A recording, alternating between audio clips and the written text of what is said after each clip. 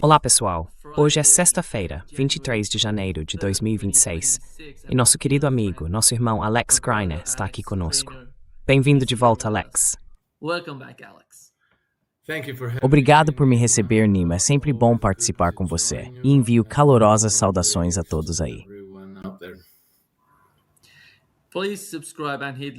Por favor, inscreva-se, clique no botão de curtir e siga o Alex no Substack dele. Alex, esqueci de colocar o seu Substack logo abaixo do seu nome no título. Você poderia contar ao nosso público como eles podem te seguir? Sim, claro. Eu tenho 2 Substacks. Yes, sure. I have 2 Substacks. There is 2 publications on Substack. One is the Daily Market. Existem 2 publicações no Substack. Uma é o boletim diário de mercado, chamado iSystem Trend Compass. A outra é o meu Substack pessoal, chamado Alex Greiner's Substack. E também sou muito ativo no Chex. Meu perfil é Naked Hedge. Sim, ótimo. Você tem um canal no YouTube? Ah, sim, eu tenho um canal no YouTube. Não sei exatamente como ele se chama. Acho que talvez seja apenas Alex Greiner agora. Que bom. Sim, exatamente. Quero me tornar um pouco mais ativo com vídeos, mas isso dá tanto trabalho que vou ter que me acostumando aos poucos.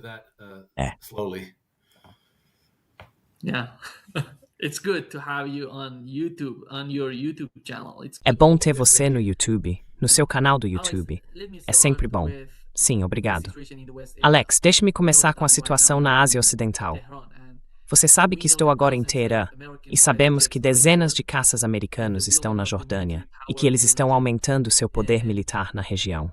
Um dos porta-aviões dos Estados está se aproximando daqui, na Ásia Ocidental, na região. Quando você observa o que aconteceu nas últimas 2 semanas, houve uma enorme máquina de propaganda. Tudo. Está no Irã e ver o que aconteceu nas últimas 2 semanas. E como eles usaram cada truque.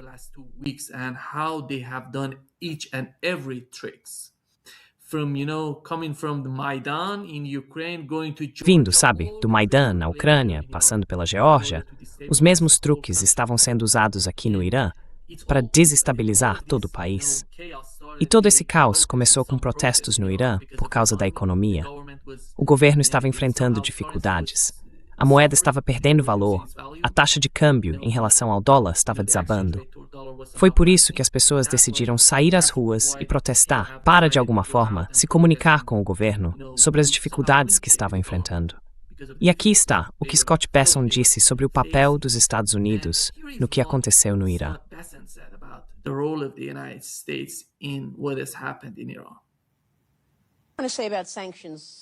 Quero perguntar sobre as sanções. Outro tema em que você tem trabalhado, é claro. O que você está planejando em relação ao Irã e ao impacto lá? As sanções realmente funcionam? E a mesma pergunta se aplica às sanções secundárias de 500% ou às tarifas sobre países que compram produtos energéticos da Rússia.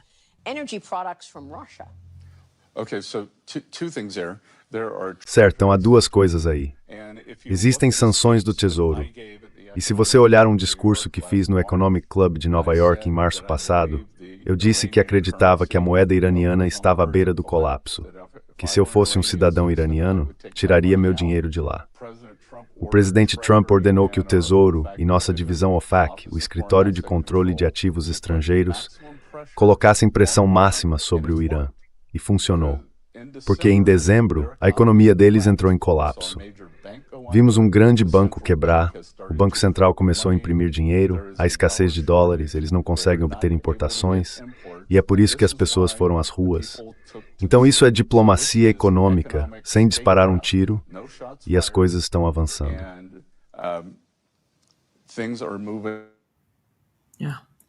Sim. Alex, você entende o que se passa na mente do governo Trump quando se trata da Ásia Ocidental e do Irã?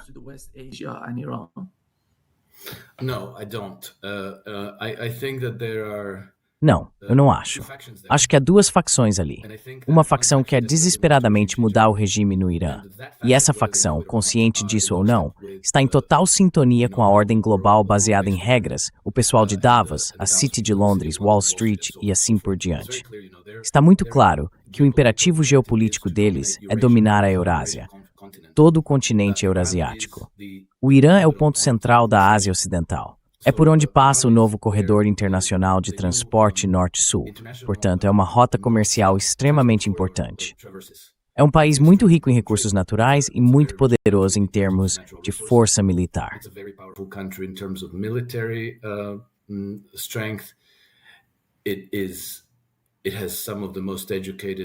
Tem uma das populações mais educadas do mundo. Está entre os principais países em termos de quanto talento em engenharia e tecnologia produz a cada ano, e assim por diante. Então, no que diz respeito aos globalistas, eles querem tomar o controle do Irã porque é importante demais para a agenda deles. E eu acho que, para muitas pessoas na administração dos Estados Unidos, isso é quase uma reação automática, sabe? Precisamos dominar o Oriente Médio. E, portanto, os mulás têm que sair. Eles não questionam além disso, simplesmente acham que é algo bom, porque os mulás são reacionários. E você sabe, liberdade, democracia e blá blá blá, direitos humanos, certo?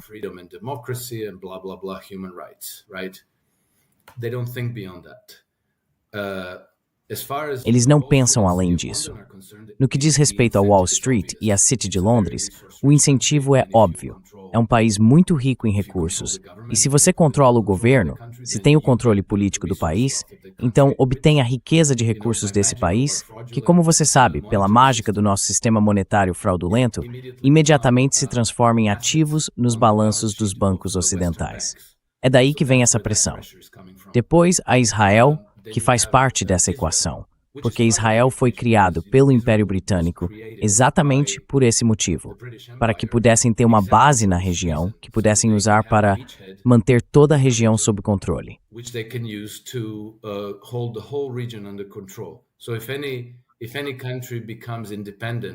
Então, se algum país se torna independente e ousa dizer não ao Império, lá está Israel, ansioso para entrar em guerra com qualquer um ao menor pretexto. Assim, Israel está cumprindo seu papel. Enquanto isso, de alguma forma, nos Estados Unidos, transformaram Israel nessa vaca sagrada que não pode ser questionada e é apoiada por algum tipo de filosofia e interpretação bíblica, por um apego sentimental profundo à terra natal do povo judeu, e assim por diante. Foi criada toda uma aura em torno de Israel como algo intocável. Sabe, qualquer coisa que Israel faça, certa ou errada, temos que apoiar. Ainda há muitas pessoas que acreditam nisso.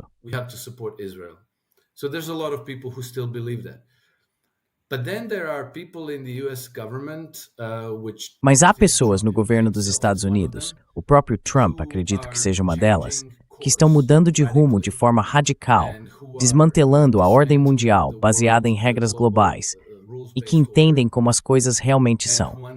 Israel não é um aliado dos Estados Unidos.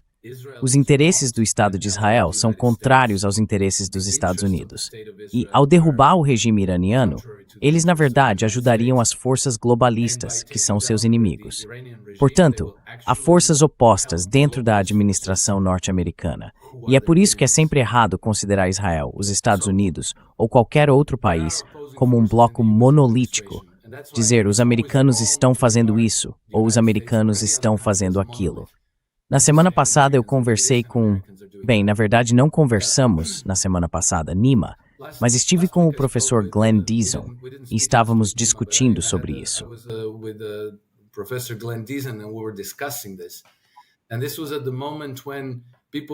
Isso foi no momento em que as pessoas diziam, nas próximas 12 a 24 horas, com certeza, os Estados Unidos vão entrar em guerra. Eles vão tentar mudar o regime do Irã. Vão bombardear o Irã. E eu disse no podcast Atlantean, ele não vai bombardear o Irã. Trump não vai bombardear o Irã.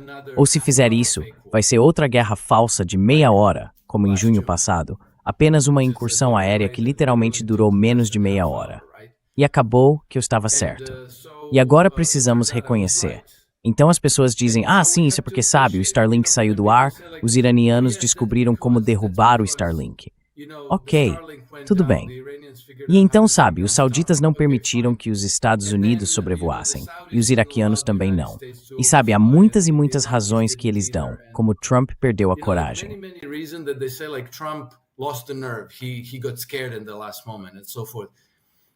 Ele ficou com medo no último momento e assim por diante. Mas temos que reconhecer que isso é 3 de 3. 3 de 3, porque a primeira vez que houve pressão sobre Trump para ir à guerra contra o Irã foi em junho de 2019. Depois, a segunda vez foi no verão passado, quando Trump bombardeou o Irã.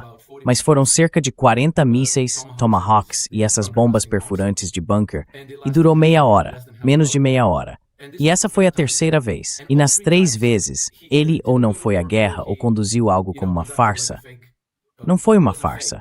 Mas sabe, se você comparar o ataque do último junho ao Irã com a Líbia, a Síria ou o Afeganistão, Fallujah, sabe, as guerras de verdade, a diferença é muito óbvia. Isso não foi uma guerra de verdade. E então os iranianos responderam na mesma medida.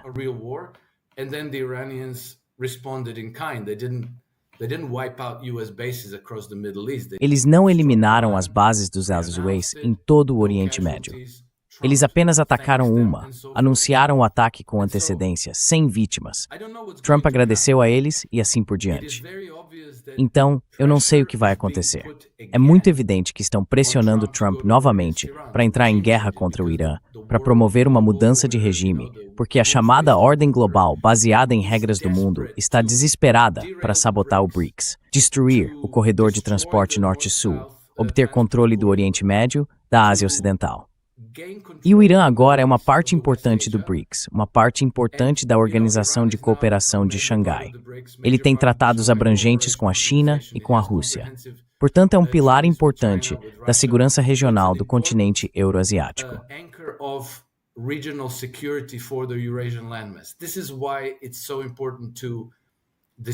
É por isso que, segundo eles, é tão importante destruir o Irã, ou pelo menos trazê-lo de volta à órbita ocidental, democraticamente impondo um chá ao povo iraniano. Mas eu não acho que Trump esteja de acordo com esse projeto. Sinceramente, eu realmente não acho que ele esteja. Isso não quer dizer que não haja muitas pessoas dentro da estrutura do governo americano que apoiem essa ideia. E também sabemos que, lá em 2019, descobrimos quem estava pressionando Trump a iniciar uma guerra contra o Irã, e era a embaixada britânica em Washington. O que aconteceu foi que, em junho de 2019, os iranianos derrubaram um drone americano no Golfo Pérsico, e de repente todo mundo começou a entrar em pânico. Você tem que responder.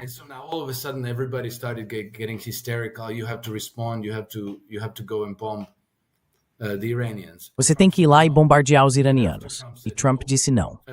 Depois que ele disse não, o embaixador britânico em Washington, Sir King Darroch, enviou uma série de telegramas ao Ministério das Relações Exteriores em Londres, expressando sua frustração.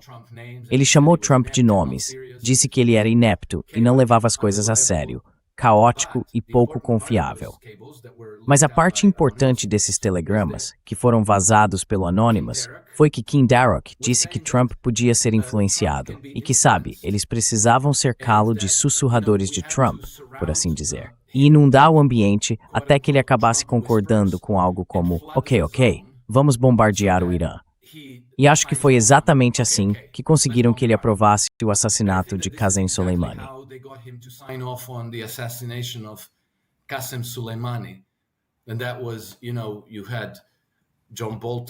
E foi assim, sabe? Você tinha John Bolton, Mike Pompeo e todos esses personagens. E então, nesses cabos, eles revelaram outros nomes de pessoas que estavam muito alinhadas com a agenda britânica de derrubar o regime iraniano. Então veja, eram os britânicos em 2019.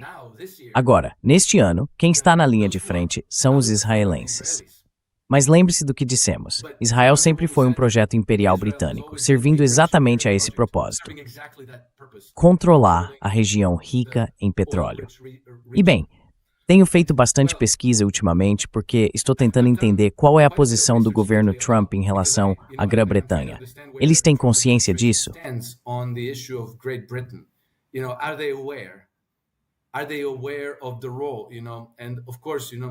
Eles estão cientes do papel? Claro que sim. Eu suspeito que estão, porque se eu conseguir entender, eles também conseguem. Mas quanto mais eu investigava, mais tranquilo eu ficava. Eles não apenas estão cientes, como estamos realmente vendo um tipo de guerra se formando entre os Estados Unidos e a Grã-Bretanha. E essa guerra não é sobre bombardeios. O governo Trump está aumentando a pressão sobre os britânicos. empurrando-os para fora de pontos de tensão importantes ao redor do mundo, os Balcãs, a Síria e outros lugares. Eles estão desfazendo suas alianças, pouco a pouco, uma por uma. E marque minhas palavras, em algum momento vai haver uma ruptura, e eu acho que será por causa do financiamento do terrorismo. And I think it's going to be over terror financing. Because since Trump entered the White House, Porque desde que Trump entrou na Casa Branca, há uma investigação em andamento. Não se fala disso em público, mas a mídia britânica já escreveu sobre o assunto. A investigação está analisando o problema das gangues de aliciamento, certo? Isso parece um assunto interno britânico que ganhou destaque há cerca de 10 anos, depois perdeu força. Parecia que tinham jogado tudo no esquecimento, até Trump chegar à Casa Branca. E então, de repente, o tema voltou à tona. A pessoa que está ali dessa iniciativa é Elon Musk. the person who is leading the charge on this is Elon Musk. And there's a E há uma suspeita bem fundamentada de que as atividades desses grupos de aliciamento no Reino Unido estavam relacionadas ao financiamento do terrorismo, que pelo menos parte do dinheiro que eles conseguiram desviar ilegalmente no Reino Unido, não apenas por meio das operações de aliciamento, mas também por meio de várias fraudes, como fraude de IVA, fraude de seguros, criação de empresas falsas e lavagem de dinheiro. Acabou financiando Osama Bin Laden enquanto ele já estava no Paquistão, em Abbottabad. O dinheiro foi rastreado até ele lá. Nos Estados Unidos, relatos sobre isso vieram à tona no no ano passado. that surfaced earlier last year, and the Times of London wrote about this. O The Times de Londres escreveu sobre isso, que o governo dos Estados Unidos quer chegar ao fundo da questão para saber se isso foi feito em conluio com o governo britânico ou se foi apenas um descuido involuntário.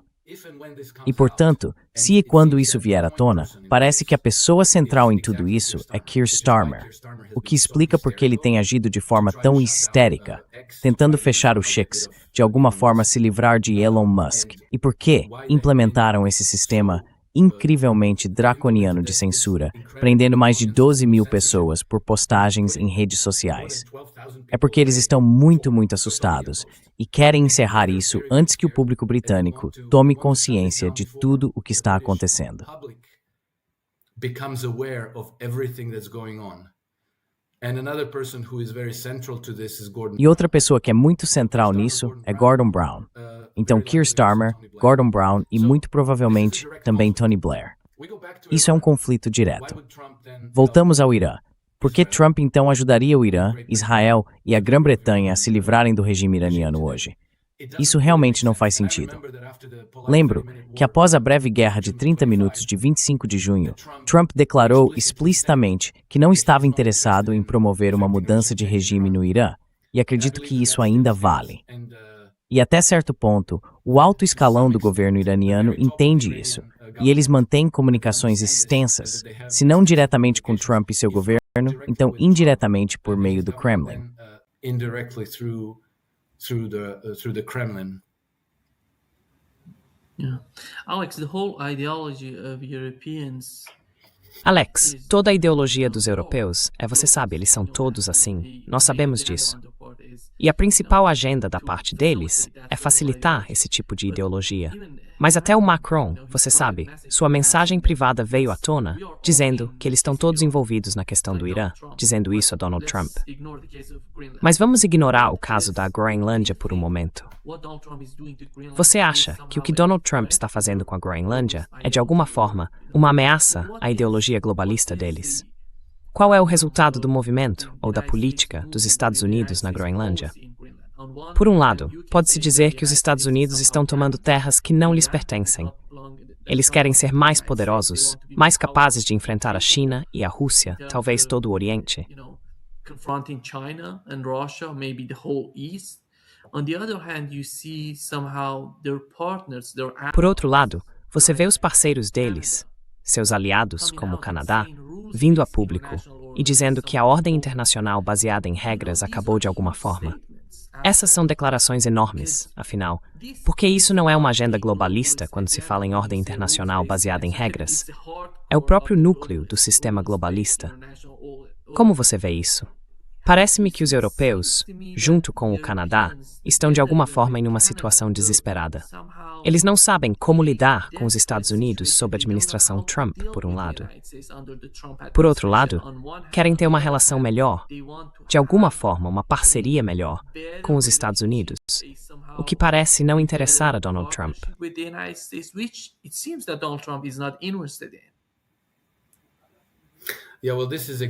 Sim, bem, é exatamente isso, Nima.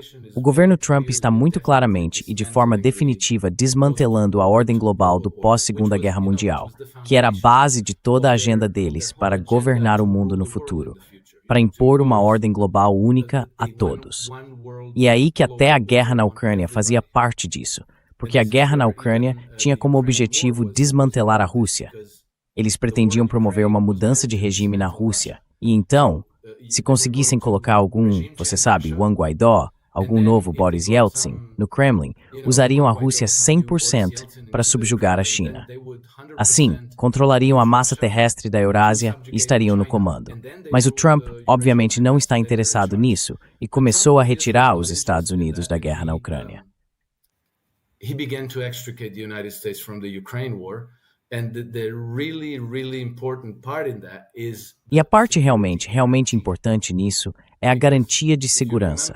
Porque se você se lembra, quando Trump chegou à Casa Branca, a pressão começou a aumentar. Havia pessoas indo e voltando de Washington e assim por diante. Elas estavam tentando manobrar Trump para que emitisse uma garantia de segurança à Ucrânia.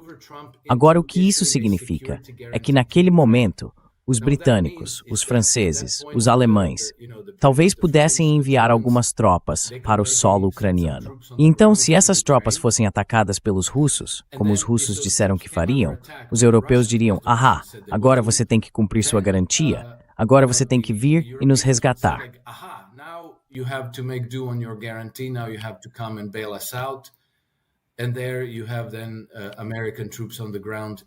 E aí estão as tropas americanas em solo ucraniano.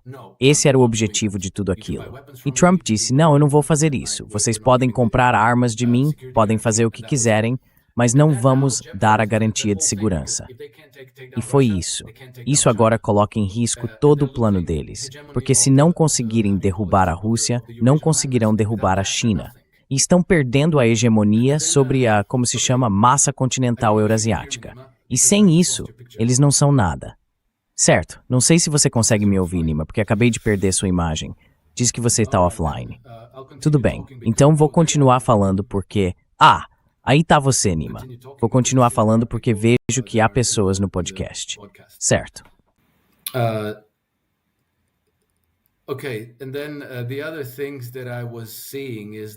E então, a outra coisa que eu estava vendo é a maneira como os russos, desculpe, eu continuei falando porque você caiu, mas vejo que o pessoal ainda está aqui. Então, basicamente, a outra parte da história é como eu vejo os russos e os chineses lidando com isso. Quando Trump sequestrou Maduro da Venezuela, eles emitiram uma condenação simbólica, mas não muito forte ou apaixonada. E eles não se distanciaram do governo Trump. Pelo contrário, mesmo agora, com o Fórum de Davos acontecendo, o Fórum do UEF, podemos ver que há definitivamente algum tipo de parceria entre o governo Trump e o Kremlin.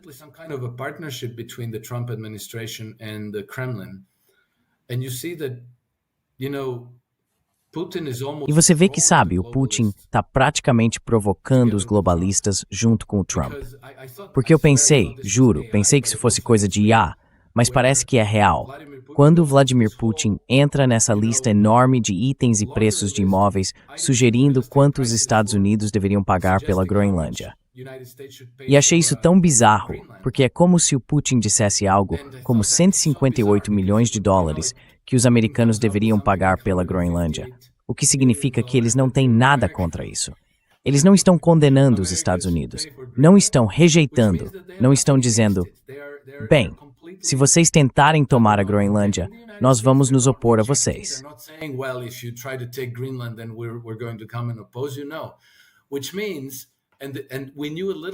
Não. O que significa, e nós sabíamos um pouco sobre isso, que quando eles se encontraram no Alasca, Parte do que estavam discutindo era a estratégia para o Ártico. A proposta russa foi: vamos desenvolver o Ártico juntos, Estados Unidos, Rússia e China. O Ártico é uma rota comercial alternativa que ficará aberta o ano todo, mais barata e mais rápida do que o Canal de Suez. E o Suez é onde estão todos os pontos de estrangulamento do Império Britânico. Todo o controle dele sobre o comércio global se baseava no domínio desses pontos de estrangulamento. Assim, se você comercializasse através do Suez entre o Pacífico e a Europa, havia o Estreito de Malaca, onde eles podiam interromper o comércio, o Estreito de Hormuz, Bab el-Mandeb, o Suez, o Mar Vermelho, Gibraltar. Para chegar à Europa, era preciso passar por todos esses pontos de estrangulamento. E se eles os controlassem, controlariam o comércio mundial.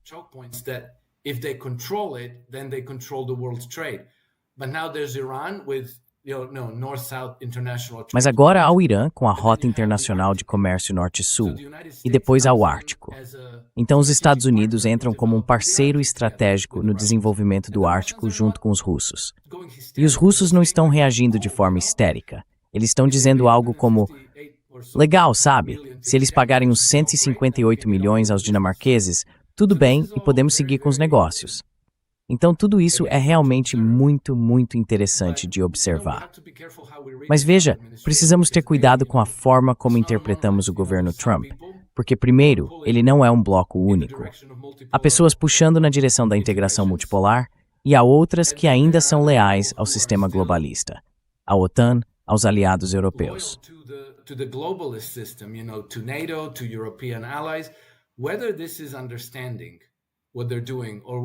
Se isso é uma questão de entender o que eles estão fazendo, ou apenas de um pensamento de grupo arraigado que eles não repensaram, eu não sei. Mas o perigo é que Trump pode não estar lá no próximo ano. Trump pode não estar lá amanhã. Ele está agora comandando tudo por meio de ordens executivas.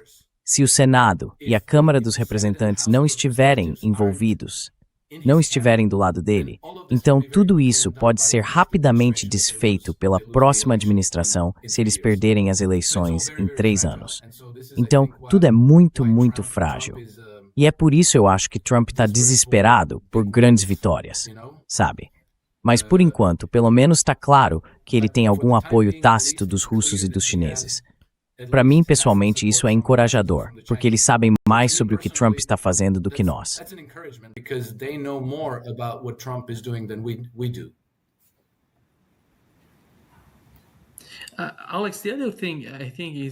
Alex, outra coisa que acho importante também são as eleições de meio de mandato nos Estados Unidos. Não vejo, pelo nível de preparação aqui no Irã, que tudo esteja pronto para defender o país caso algo aconteça. Mesmo que Donald Trump ataque o Irã, vamos supor, sabe, que aceitemos o que está no Wall Street Journal, de que estão se fortalecendo na região e que vão atacar o Irã, isso não vai beneficiar Donald Trump nas eleições de meio de mandato. Isso é extremamente importante para ele e para o que ele está fazendo com a questão da Groenlândia, com as novas ações e os novos humores por parte dos Estados Unidos na Ucrânia e em suas políticas na Europa.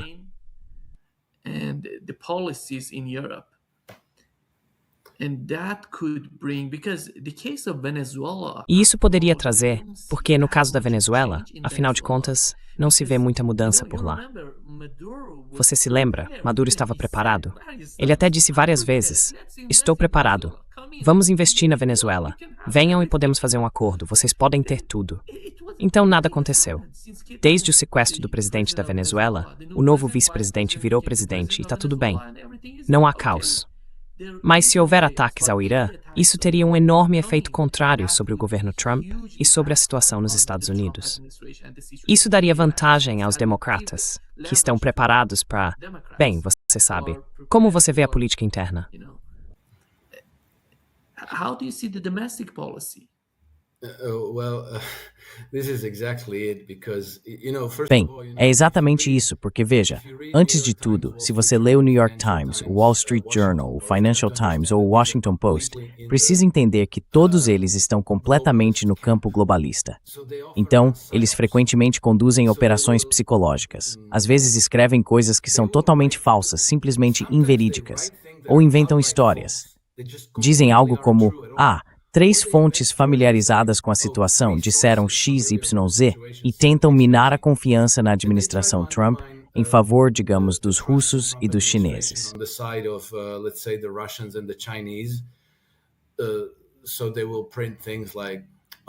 Então eles publicam coisas como: ah, sim, você sabe, o Trump tentou matar Vladimir Putin, o que tenho certeza de que não é verdade. E obviamente os russos não acham que isso seja verdade, mas mesmo assim divulgam essas histórias. Eles querem criar a impressão de que Trump vai definitivamente entrar em guerra com o Irã, o que ainda acho que ele não fará. Ou se fizer, será outra guerra falsa. Eles vão dizer: certo, vejam, não conseguimos conter essas pessoas. Precisamos lançar algumas bombas. Por favor, vamos lançá-las aqui, aqui, aqui. Evacuem todos. E então vocês terão que retaliar. Por favor, não peguem tão penosco. Then you'll have to retaliate. Please don't go too hard on us, and then that's going to be the end of the story.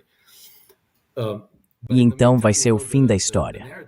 Mas, enquanto isso, o controle da narrativa é muito, muito importante, porque está criando expectativas, está criando pressão pública, está basicamente gerando uma espécie de histeria negativa contra Trump. É por isso que eu sempre costumo aconselhar todo mundo: parem de ouvir o Trump. Não ouçam o que ele diz. Olhem para o resultado. Olhem para os resultados. A Venezuela, por exemplo. Eles tiraram Maduro, mas não mudaram o regime da Venezuela. Nada no regime venezuelano mudou. E agora, Trump está se esforçando para elogiar Delcy Rodrigues e seu governo. Grande liderança. Delcy Rodriguez and her government. Great leadership. We're working with them. It's going to be great for Venezuela. Estamos trabalhando com eles. Vai ser ótimo para a Venezuela. Ele não está dizendo: ah não, precisamos trazer Maria Corina Machado. Precisamos trazer democracia e liberdade, mudança de regime e assim por diante. Então, sabe, eu presumo que a mesma abordagem seria adotada com o Irã. Não sei como ele vai dar um jeito nisso, mas talvez esse conselho de paz para Gaza possa ser um mecanismo para isso. Sabe, porque eles vão trazer muitas pessoas, como Benjamin Netanyahu e Tony Blair, mas também, por outro lado, ele está tentando trazer Vladimir Putin para o grupo, onde essas pessoas vão ter que conversar entre si. E talvez isso permita que ele atenue o ímpeto dos globalistas contra o Irã. Enable him to blunt the edge of the globalists against Iran and to seek other solutions, to seek, E buscar outras soluções. Buscar, você sabe, acordos, entendimentos, soluções diplomáticas e tentar, de certa forma, reduzir as tensões. Eu não sei.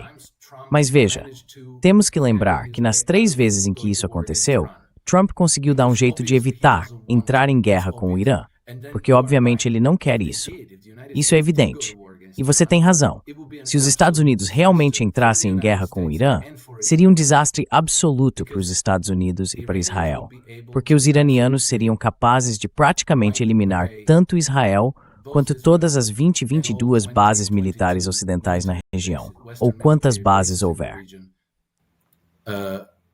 How many bases are there? Wait, 60 bases? 60 bases and 22. Espera, 60 bases? Não.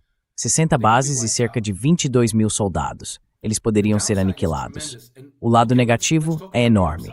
Vamos falar sobre o lado positivo. O que exatamente Trump ganharia ao mudar o regime do Irã? Alguém já discute isso? Não ouvi muitas pessoas falarem sobre isso, mas pelo que vejo, praticamente nada. Nada mesmo. Seria uma aventura extremamente perigosa, com muitos riscos e pouquíssimos benefícios. E esse benefício provavelmente seria imediatamente aproveitado pelos israelenses e pelos britânicos, sabe, assumindo o controle dos recursos e coisas do tipo. Não vejo por que Trump faria isso. I don't see why Trump would do this.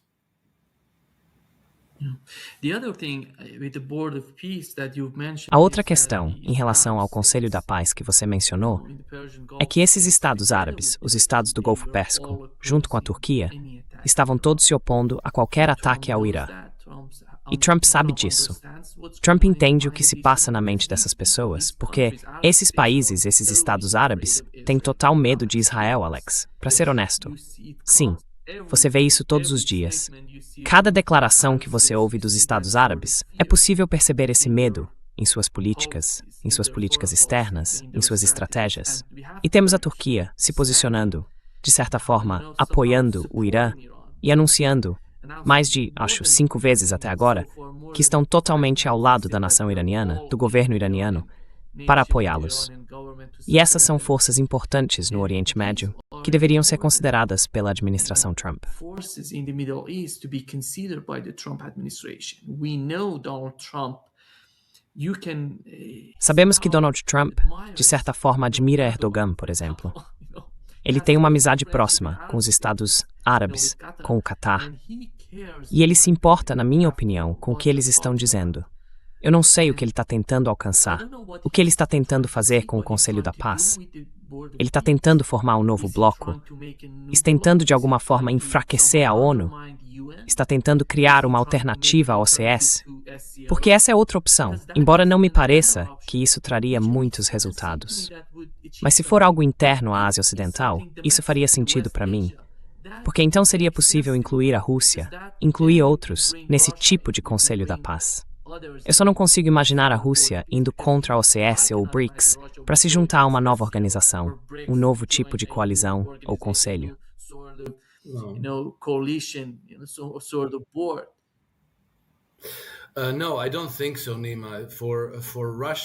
Não, não acho que seja o caso, Nima. Para a Rússia, o Irã é importante demais para se envolver em algum tipo de aventura temporária com os israelenses e os Estados Árabes, que são todos extremamente pouco confiáveis. O Irã é um parceiro confiável para a Rússia, todos os outros não são. Mas isso poderia servir como uma plataforma para, digamos, exercer uma influência significativa sobre os israelenses. Sabe, isso poderia ser simplesmente um fórum, um órgão que os israelenses não podem ignorar. Então, sabe, vamos viver e ver o que acontece.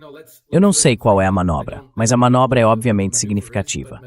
E já podemos ver que os russos disseram: estamos interessados, mas não participaremos a menos que o povo palestino receba todos os direitos e proteções.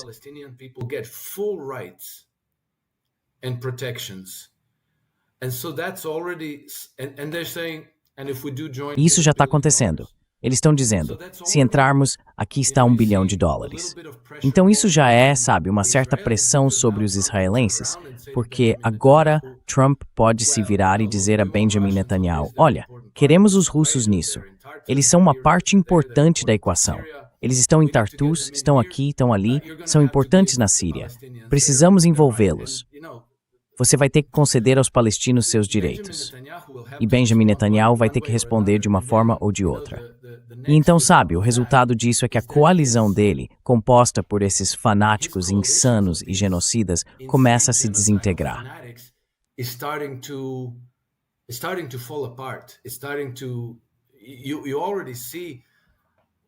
Você já pode ver que Bezalel Smotrich fez um discurso em que agora fala não apenas contra os russos, mas contra o próprio Donald Trump.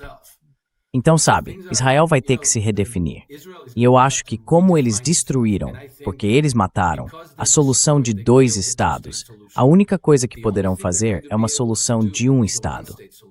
E nesse único estado, os cristãos, os muçulmanos, os israelenses e os judeus terão que ter direitos iguais. Eles terão que ser povos constituintes iguais. Então veja, eu não ouso prever isso. Não sei se é um fato, mas consigo ver como esse Conselho da Paz poderia ser uma forma de começar a empurrar Israel nessa direção.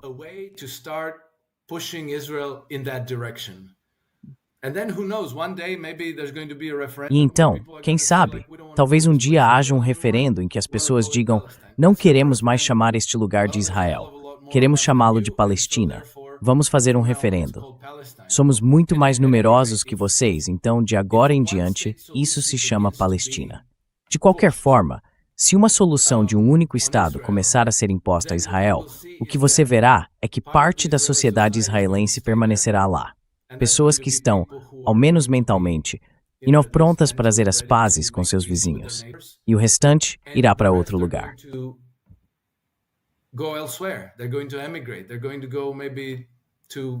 Eles vão emigrar. Vão talvez para a Patagônia, onde aparentemente estão adquirindo terras que de alguma forma pegaram fogo. Que sorte, não é? e depois Chipre e depois a Ucrânia. Há relatos de vilas judaicas sendo construídas de alguma forma com uma polícia especial e que são proibidas para ucranianos comuns, cristãos e assim por diante. Então isso poderia ser muito transformador para a Palestina. E se isso acontecer, só posso dizer que é uma boa notícia. Mas ainda está muito envolto em névoa para ter certeza de para onde isso vai. Mas digamos que se os russos se juntarem, se os russos estiverem a bordo, então devemos nos sentir desanimados. Desculpe, animados. Then we should feel discouraged. Encouraged. Yeah. Alex, I think with the case of Ukraine, we can Sim. be more Alex, acho que no caso da Ucrânia, podemos ser mais otimistas por causa das negociações que estão acontecendo agora em Abu Dhabi, entre Rússia, Ucrânia e Estados Unidos. Por outro lado, quando você vê o Putin dizendo que $1 bilhão desses ativos russos nos Estados Unidos, se entende bem, são 5 bilhões no total, 1 bilhão vai para a reconstrução da Palestina, como Vladimir Putin destacou. A Rússia decidiu fazer isso para facilitar o processo para Donald Trump e sua administração, sabe? Porque esses ativos estão congelados. Se você liberar 1 bilhão, então pode liberar todos. Parece algum tipo de truque, algum tipo de coordenação, ao que tudo indica, entre as duas administrações. some sort of coordination, it seems, between the two administrations. Yes, exactly. And this is Nima, Sim, exatamente. E é isso, Nima. Eu venho dizendo isso em muitos podcasts desde o Alasca, desde agosto do ano passado, que os russos e os americanos vão exercer pressão sobre as potências europeias para liberar esses ativos e que a maior parte desse dinheiro vai acabar indo para os Estados Unidos. Porque veja, se os russos hoje dessem uma ordem para a Euroclear ou para o Banco da Inglaterra ou o Banco da França, por favor, transfiram nossos ativos para o Federal Reserve Bank ou para, sei lá, o Fundo Soberano Americano, seja quem for. Hoje eles diriam, não, seus ativos estão congelados, vocês não têm poder aqui. Mas se os americanos fizerem um acordo com os russos e disserem vamos reconstruir Gaza, vamos reconstruir a Ucrânia, e os russos vão participar, então é uma história diferente.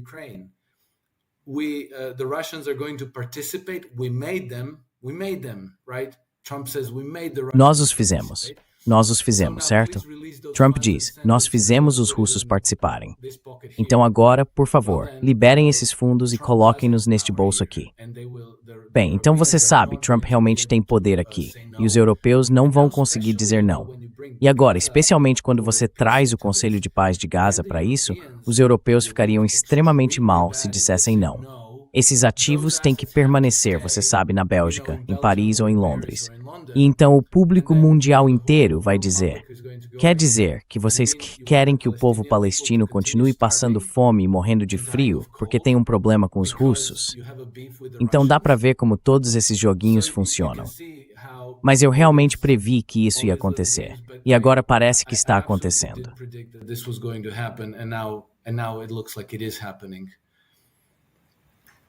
Yeah.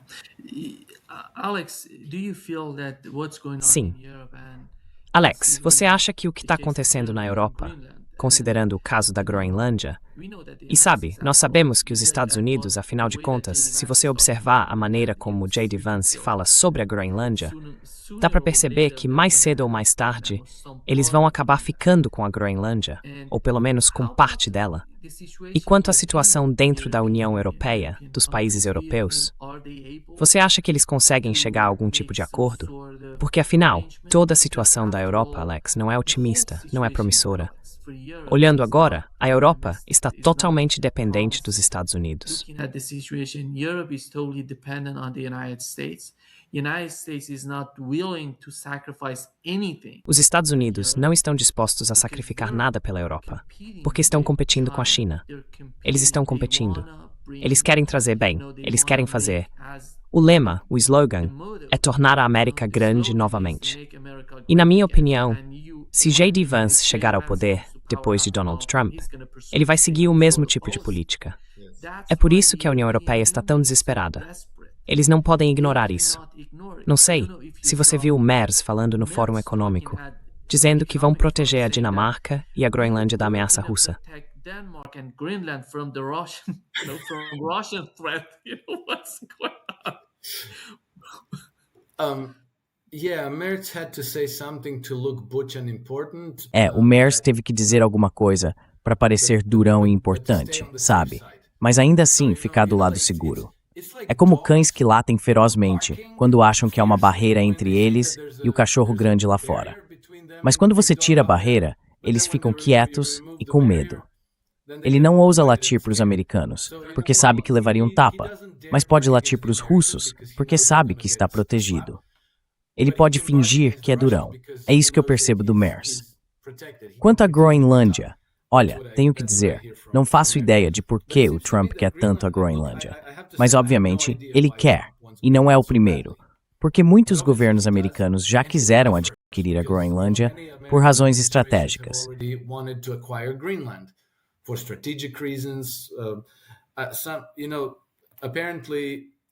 Sabe, aparentemente isso também tem a ver com o espaço, com os satélites. Porque quando você está lá no Ártico, a Terra não se move do mesmo jeito, certo? Então é possível ter instalações de pesquisa e comunicação que permanecem conectadas com os satélites. Os satélites não ficam girando, eles estão sempre conectados. Quando você está perto do Equador, a conexão se estabelece, depois cai, depois volta, depois cai de novo. É mais complicado. Enfim, esse é um dos motivos. Aparentemente também há terras raras, mas talvez isso seja viável, talvez não. E há ainda a questão estratégica de, sabe, confrontar a Rússia. Talvez isso seja um ponto positivo.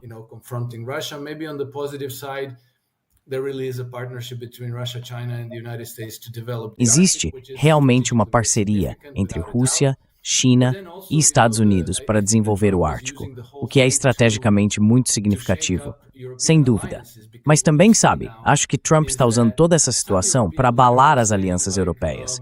Porque o que se vê agora é que alguns líderes europeus estão dizendo algo como, bem, isso prova que a OTAN é completamente obsoleta. Deveríamos dissolver a OTAN. A União Europeia é completamente disfuncional. Então, por um lado, o governo americano está apoiando movimentos políticos soberanistas na Europa. Pessoas como Colin Georgescu, Viktor Orbán, o partido AfD na Alemanha, o Rassemblement National na França e assim por diante. Rassemblement National in France and so forth. So the Trump administration is obviously supporting them. Então a administração Trump está obviamente apoiando eles. E está sendo claramente muito agressiva com pessoas como Merz, Macron, Starmer e a liderança da UE, Ursula von der Leyen, Kaja Kallas e todos esses. Acho que talvez Trump esteja aproveitando a questão da Groenlândia, que vai além dessas divisões, para agravá-las e forçar as pessoas a tomarem partido. E, obviamente, muitas pessoas na Europa vão acabar em lados opostos, porque alguns vão dizer, ok, tanto faz, por que a Dinamarca precisa ter isso? Não quero me envolver nisso. Quero manter boas relações com os Estados Unidos.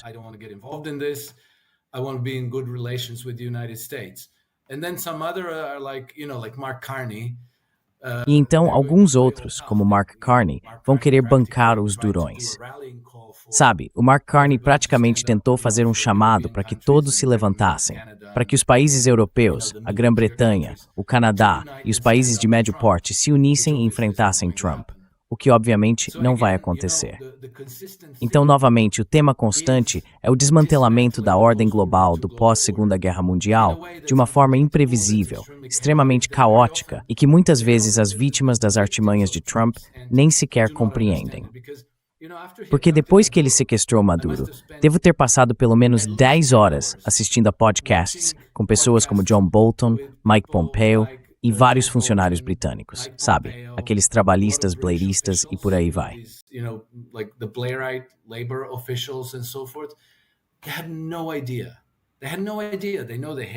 Eles não faziam ideia. Eles não faziam ideia. Eles sabem que odeiam o Trump, mas não entendem o que o Trump está fazendo. Então veremos o que vai acontecer. Mas, novamente, está muito claro que a ordem global do pós-Segunda Guerra Mundial está simplesmente além de qualquer reparo. Está sendo destruída diariamente.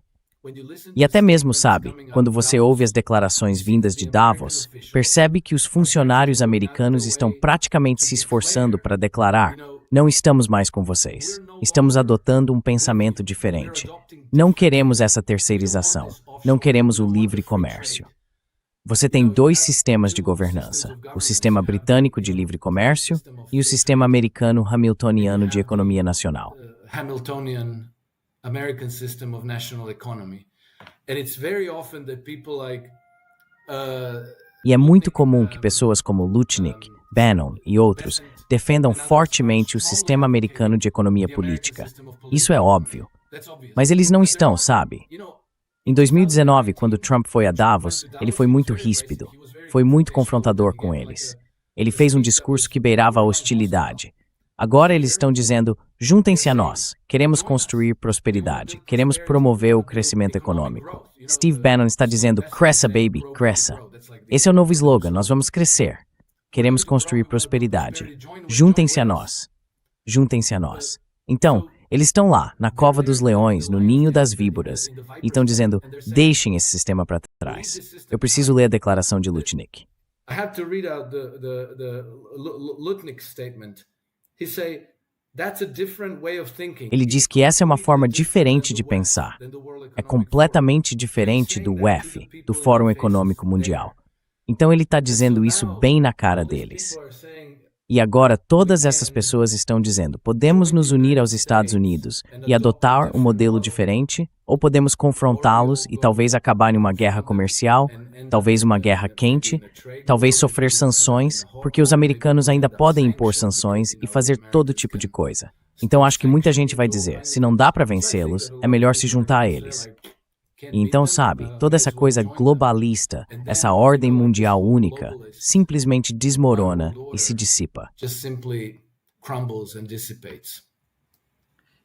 Alex, you live in Europe. If you were to Alex, mention você one mora na Europa. Se você tivesse que dizer o que une a Europa hoje, seria o ódio à Rússia, o novo e crescente ódio à China. the new O que mais eles têm em comum? hatred toward China, what else do they have in common?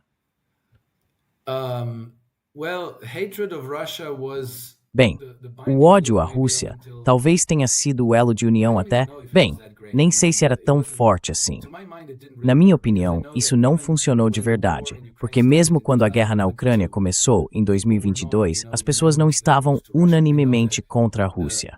Eu sei que nas 2 primeiras semanas da Operação Militar Especial, uma das grandes agências francesas de opinião pública fez uma pesquisa e descobriu que 56% dos franceses tinham alguma simpatia pelas causas russas. Havia várias justificativas listadas para a intervenção militar. Sabe, coisas como os russos querem fazer isso ou aquilo. E 56% dos franceses acharam que pelo menos uma dessas 4 razões era válida. At least one of those 4 reasons were valid. So they were not. And then I have a friend who Então, não estavam. E eu tenho um amigo que trabalha para a OTAN em um dos países membros europeus. A OTAN tem monitorado muito de perto o humor público na Europa. O que essa pessoa me disse foi que em países ocidentais, como Espanha, França, Itália e Alemanha, cerca de 2/3 das pessoas simpatizavam com o lado russo. 2/3, ou seja, a maioria simpatizando com os russos. E nos antigos países do bloco soviético, você sabe, lugares como Bulgária, Romênia, Hungria e assim por diante, eram cerca de 3/4, 3 em cada 4 pessoas que simpatizavam com a posição russa. Claro, a grande mídia isso vira à tona. Of course, the mainstream media will never allow this out. And so you always, they always create this impression that E então, sabe, eles sempre criam essa impressão de que se você sente de certa forma sobre algum assunto, ou se tem certas opiniões a respeito, você acha que está sozinho, porque eles sempre tentam retratar isso como o extremo lunático, tipo a extrema-direita, ou racistas, ou qualquer outro rótulo que coloquem em você. Então as pessoas não se atrevem a dizer isso abertamente. Mas de qualquer forma, essa cola, eu acho, nunca existiu. O ódio à China. Também não acho que seja isso. Acho que estamos simplesmente em um momento em que as pessoas estão um pouco desorientadas. Elas estão nervosas demais para falar o que pensam abertamente, e a liderança da União Europeia está simplesmente avançando quase sem oposição. E se alguém se opõe a eles, é punido, é silenciado. They sanction them, they silence them. They are very, very draconian. They're very lawless. Eles são muito, muito draconianos. São extremamente arbitrários na forma como fazem isso. Mas isso significa que tudo agora está muito frágil. E então, agora que vemos o governo Trump praticamente mudar de lado, e agora que todas aquelas opiniões e crenças de que os russos têm preocupações legítimas em relação à Ucrânia estão circulando, acho que pouco a pouco há uma oposição crescente. A oposição à União Europeia e à OTAN está ganhando força, mas ainda não está às claras. Um dia estará. E então acho que teremos uma mudança muito, muito rápida. Os europeus estão perdendo em termos de competitividade, em termos econômicos. Tornaram-se completamente irrelevantes nos negócios, na concorrência e no comércio, militarmente, diplomaticamente, em todos os aspectos. Queimaram suas pontes com os russos e agora estão falando em queimar pontes com os americanos. Now they're talking about burning bridges with the Americans. They cut themselves off from Russian energy. Sabe, eles se desligaram da energia russa. Agora estão dizendo, vamos cortar todos os laços com os Estados Unidos. Eles destruíram o relacionamento com os países africanos. Tudo bem, você pode fazer tudo isso, mas está perdendo o apoio popular, o que significa que em algum momento o público simplesmente o tira do poder. E não vamos esquecer, Trump cortou completamente o financiamento da USAID e a desmantelou, mas eles nunca desmantelaram o National Endowment for Democracy. But they never dismantled the National Endowment for Democracy. A National Endowment for Democracy is specialized in A National Endowment for Democracy é especializada em operações de mudança de regime e revoluções coloridas. Então vamos prestar atenção aos protestos crescentes que estão surgindo pela Europa, na Romênia, na Bulgária, na França, na Bélgica, na Alemanha. Acho que veremos cada vez mais disso. E você sabe, a primavera está chegando. Podemos ter uma primavera europeia em 2026. E então pessoas como Macron, Merz e Keir Starmer podem acabar sendo tiradas do poder. E acho muito possível que vejamos uma revolução radical no Reino Unido.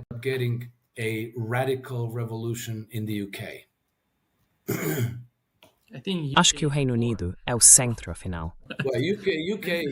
Reino Unido, sabe? A City de Londres é o cimento. E eu acho que quando o povo britânico entender isso, e eles estão entendendo, vai ser algo muito, muito interessante, man.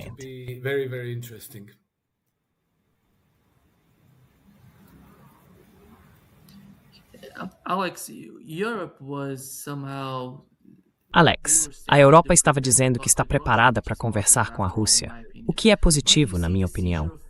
Mas aí você vê a apreensão de um petroleiro russo. O governo francês decidiu apreender um navio-tanque de petróleo russo. Eles ainda não conseguiram formular uma política única ou unificada em relação à Rússia. Parece que alguns deles, como Orbán, estão totalmente frustrados com a Europa. Dá para ver isso na maneira como ele fala com Zelensky. Tipo, não me importo mais com o que você está dizendo. Você tenta me convencer, mas não me importo com o que está falando.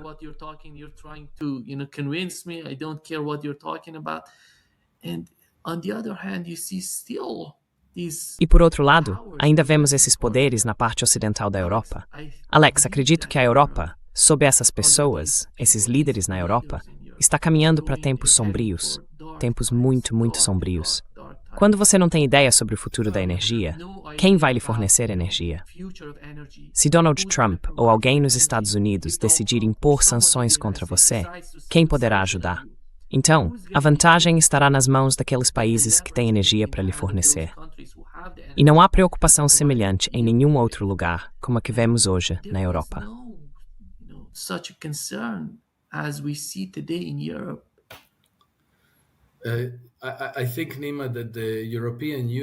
Acho, Nima, que a União Europeia provavelmente vai acabar como a União Soviética acabou. Vai ser de um dia para o outro, vai simplesmente desaparecer. Então acredito que a liderança dos países europeus individuais precisa se preparar para uma transição. Vimos que o governo Trump está falando sobre se engajar com os países europeus. Não com a União Europeia, mas com os próprios países. Eles querem ter boas relações com a França, Alemanha, Polônia, Hungria e assim por diante, mas não necessariamente com a União Europeia. E depois vimos a mesma coisa vindo de Vladimir Putin, quando ele disse que estão prontos para restabelecer boas relações com os países europeus.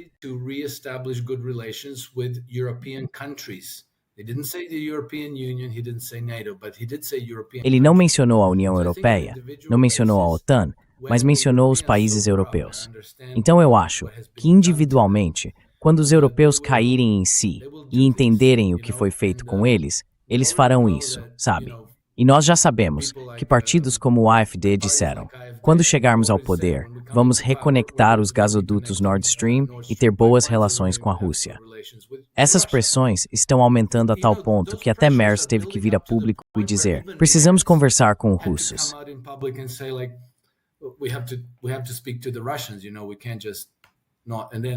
Sabe, a gente não pode simplesmente não fazer nada. E então Emmanuel Macron fez o mesmo. Ele também veio a público e disse: bem, sabe, vamos ter que conversar com os russos. Todo mundo vai ter que vir e conversar com os russos, porque a Rússia é nossa vizinha. Precisamos ter boas relações. E por que não deveríamos? Temos que matar milhões de jovens por causa da Rússia, por causa de uma disputa sobre quem governa a massa continental eurasiana. Essa é a guerra dos banqueiros, não a guerra do povo. E eu acho que quando as pessoas começarem a perceber isso, já agora, ninguém quer ir para a guerra. Ninguém quer ir para a guerra.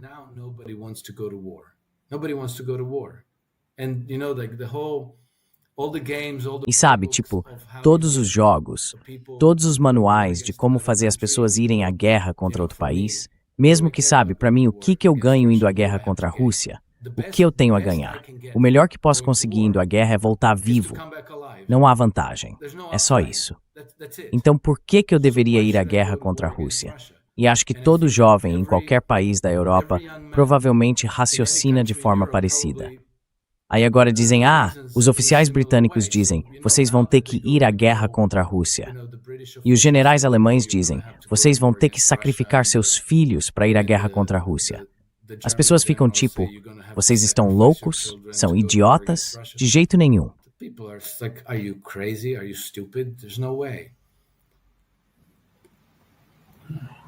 Exatamente. Muito obrigado, Alex Greiner, por estar conosco hoje. Um grande prazer, como sempre.